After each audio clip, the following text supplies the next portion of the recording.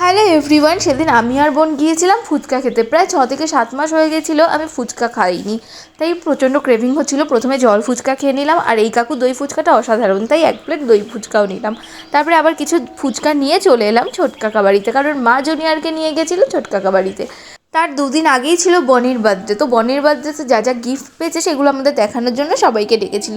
Gift আনবক্সিংই হয়েছিল। তারপরে সবাই মিলে প্রথমে খেয়ে নিলাম ফুচকা, তারপরে কিছু গিফট দেখেও নিয়েছিলাম, কিন্তু গিফটের আর ভিডিও করা হয়নি। তারপরে ছোটকাকি নিয়ে এসেছিলো চা পকোড়া, সেটা খেলাম। আরও অনেক কিছুই খাওয়া হয়েছিল, যেগুলোর আর সব ভিডিও করার কথা একদমই খেয়াল ছিল না।